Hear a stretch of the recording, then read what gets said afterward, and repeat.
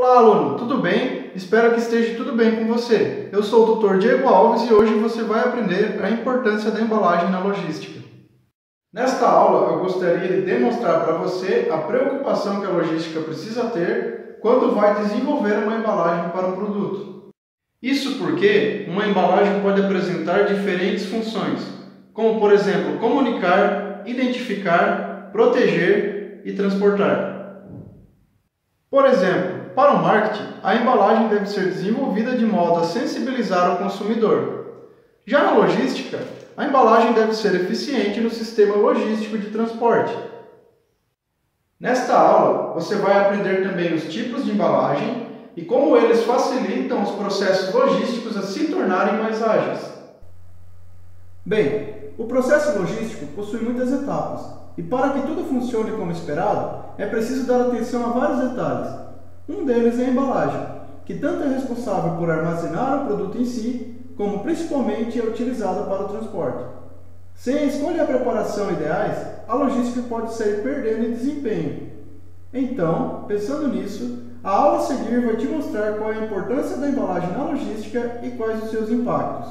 Confira! O desenvolvimento da embalagem acompanhou o desenvolvimento humano. Exemplo, da necessidade inicial do homem de armazenar água e alimentos em algum recipiente. Posteriormente, com o início das atividades comerciais, disseminou-se o uso das embalagens. Para a logística, a embalagem é item de fundamental importância, pois ela possui relacionamento em todas as áreas e é essencial para garantir o objetivo logístico, que é disponibilizar as mercadorias no tempo certo, nas condições adequadas, ao menor custo possível. Mas o que é uma embalagem? Em acordo com Mori Banzato no ano de 2000, embalagem é o conjunto de artes, ciências e técnicas utilizadas na preparação das mercadorias com o objetivo de criar as melhores condições para o seu transporte, armazenagem, distribuição, venda e consumo, ou, alternativamente, um meio de assegurar a entrega de um produto numa condição razoável ao menor custo global. Resumidamente, a embalagem é um recipiente ou uma envoltura que armazena o produto temporariamente. Digo temporariamente porque no momento que esse produto for utilizado, a embalagem será retirada. Bom, falando sobre a importância da embalagem para a logística, vamos ver cada um desses itens: armazenamento de mercadorias, transporte, redução de custos e satisfação do cliente.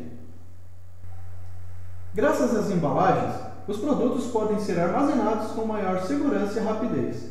Ou seja, a embalagem deve proteger e conservar o produto durante o período que o produto será armazenado, além de diminuir as chances de danificação do produto durante o traslado e empilhamento. A embalagem também serve como referência na hora da organização das mercadorias.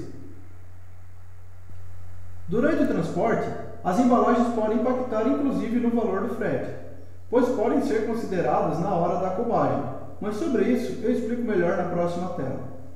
Elas também ajudam na medição de espaço, possibilitando que toda a área disponível dentro do veículo seja aproveitada.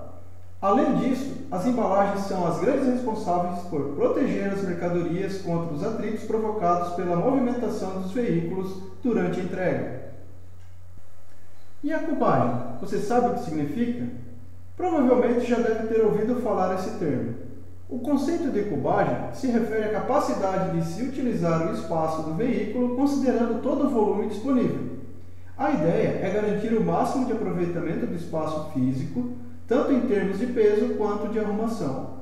Em outras palavras, a partir de uma padronização de cálculo, a cubagem é o fator que avalia os dois pontos mais importantes em uma operação de transporte para a definição do frete: o peso e o espaço. Veja um exemplo a seguir. Digamos que a sua empresa conte com um caminhão que suporte uma carga máxima de 30 toneladas. Em uma viagem, é necessário carregar 30 toneladas de chumbo. Logicamente, o veículo conseguirá realizar o serviço, mas todo o espaço disponível na caçamba ou no baú não seria preenchido, tendo em vista o baixo volume do material. Porém, ao tentar carregar outro tipo de material com o mesmo peso, mas com maior volume, como por exemplo madeiras, a realização da viagem seria impossível, pelo menos de uma só vez. Então, na prática, o gasto com o segundo frete seria muito maior que o primeiro.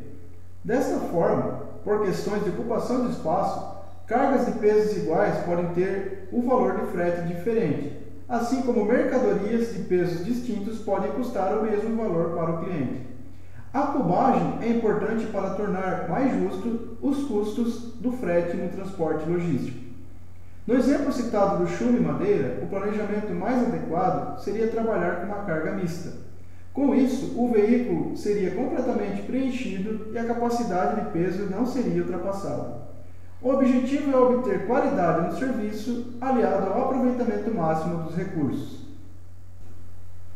Para chegar ao valor final da cubagem, que pode influenciar no frete e na eficiência de operação logística, explicada no tópico anterior, é preciso utilizar o fator de cubagem. Podemos defini-lo de forma simples, dizendo que se trata do valor constante colocado como peso recomendado para o volume de metro cúbico. Como se trata de uma numeração utilizada no setor logístico, o fator de cubagem muda de acordo com as principais modais que são o marítimo, o rodoviário e o aéreo, sendo o marítimo de 1.000 kg por metro cúbico, o rodoviário de 300 kg por metro cúbico e o aéreo 166,7 kg por metro cúbico. No Brasil, o modal mais utilizado é o rodoviário, em que o fator de cubagem corresponde a 300 kg por metro cúbico. De maneira simples, cada metro cúbico pode ser preenchido por apenas 300 kg no máximo. Todavia, ainda que seja um valor definido por convenção, não é uma regra obrigatória. Nas operações de cargas fracionadas, por exemplo, muitas empresas estipulam um número menor de fator de cubagem, pois precisam transportar diferentes tipos de mercadorias com pesos variados. Para evitar prejuízos financeiros e garantir a eficiência de todo o espaço do veículo, o valor cai para 250 kg por metro cúbico. Agora que você já entendeu o que é cubagem e o fator de cubagem, é o momento de saber sobre o peso cubado. O peso cubado é o número final que indica o espaço ocupado pelo material dentro do caminhão. Para obter o resultado, é preciso aplicar uma fórmula que envolve alguns fatores da embalagem da carga, sendo eles comprimento, largura e altura. Tal como pode ser observado na imagem, esses três elementos, juntamente com o fator de cubagem informado pelo transportador, criam a seguinte fórmula: comprimento vezes largura vezes altura vezes o fator de cubagem. Vamos ver um exemplo. Suponhamos que o volume de uma embalagem do item a ser transportado por sua empresa apresente estas dimensões: 80 cm de comprimento, 80 cm de largura e 80 cm de altura. Neste caso, a fórmula final ficaria da seguinte maneira: o peso cubado é igual a 0,8, que seria o comprimento já convertido em metros, de centímetros para metros, vezes a largura, também convertida para metros, vezes a altura, de 0,8, também convertida para metros, vezes o fator de cubagem, que é 300 kg por metro cúbico, que é tabelado. Logo, o peso cubado será igual a 153,6 kg. Atualmente, existem softwares e aplicativos desenvolvidos para efetuar o cálculo do peso e cubagem. Eu trouxe um exemplo aqui de um aplicativo muito simples. O nome dele é Cálculo de Cubagem Logística, onde você pode inserir os valores das dimensões da embalagem, como o comprimento, a largura e a altura, bem como a quantidade de embalagens que deve ser transportada. Na mesma tela, você clica em Tipo de Transporte, que irá habilitar a tela que aparece ao lado em preto e branco e define o modal. Posteriormente, ele retorna à tela inicial, onde você deve clicar em Calcular e o aplicativo irá calcular o peso da cubagem. O mesmo aplicativo ainda apresenta um acesso rápido para o usuário encontrar empresas transportadoras próximas. A eficácia do transporte e do armazenamento mostra o quanto as embalagens podem ser benéficas financeiramente para qualquer empresa. Se o número de danos às mercadorias diminui tanto na armazenagem quanto no transporte, e os espaços nos veículos são mais bem aproveitados, as empresas conseguem reduzir os gastos com novas compras ou trocas de produtos. E consegue ainda ser mais produtivo na hora de coleta e distribuição também. Em longo prazo, o saldo tende a ser altamente positivo para o caixa das empresas. A importância das embalagens na logística também reflete no relacionamento com o cliente. Além de receber um produto sem avarias e por servirem como informativos e meios de atração, elas são capazes de melhorar a experiência do usuário com sua empresa. Enquanto cliente, uma pessoa tende a ficar mais atraída por produtos com embalagens diferentes e chamativas, deixando esse fator pesar na sua decisão de escolha. Além disso, é muito melhor adquirir uma mercadoria que passe todas as informações importantes na embalagem do que consumir algo com poucas instruções. Em relação aos tipos de embalagem, a embalagem na logística pode ser considerada primária, secundária ou terciária, dependendo do tipo de contato que tiver com o produto. A embalagem primária é aquela que possui o contato direto com o produto e que é responsável por protegê-lo diretamente. No caso de um medicamento, por exemplo, essa embalagem seria a cartela. Já no caso de um alimento perecível, seria o saco ou caixa que envolve um alimento. As embalagens unitárias de bombons, leite, café são alguns exemplos também. Já a embalagem secundária é aquela que agrupa uma ou mais embalagens primárias e que pode ser designada ou não para transporte.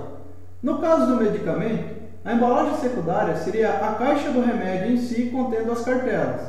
Já no caso do alimento, poderia ser a caixa na qual o saco está inserido. São exemplos também as caixas de bombons e a caixa da pasta de dente. Por sua vez, a terciária é que agrupa diversas embalagens secundárias e prepara os produtos para o transporte. Por isso, ela também é chamada de embalagem de transporte. Exemplos: lotes de caixas de remédio ou de alimentos dentro de uma caixa de papelão. São exemplos também as sacolas de supermercado. Ainda falando sobre o tipo de embalagem, eu gostaria de trazer 4 tipos de embalagens comumente utilizados em transportes de produtos, seja no interior das empresas ou fora delas, sendo as seguintes. A primeira delas, a embalagem de filme plástico. O filme plástico permite a visualização do conteúdo dos pacotes, auxilia no transporte do produto, impedindo com que uma pilha se desfaça e, dessa forma, reduz o nível de avaria e apresenta menor peso e tamanho, proporcionando menor espaço de armazenagem. A segunda delas é a embalagem por acolchoamento.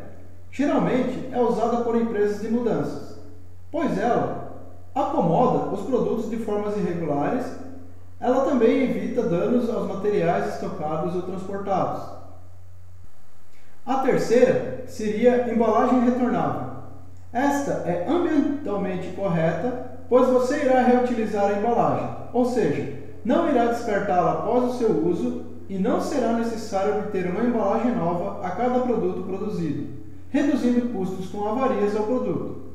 Entretanto, será necessário rastrear a embalagem para que ela possa retornar e, principalmente, ela deverá passar por higienização. A última seria a embalagem intermediária de carga granel. São usadas para cargas granuladas e líquidas menores que a capacidade de um carro-tanque e maiores que uma quantidade razoável de sacos ou tambores. Dependendo da sua utilização, a embalagem pode ser feita de materiais que ajudem na conservação, proteção ou transporte do produto. Nesse sentido, as principais embalagens em todos os níveis são feitas de papelão, plástico, madeira, isopor ou ligas metálicas.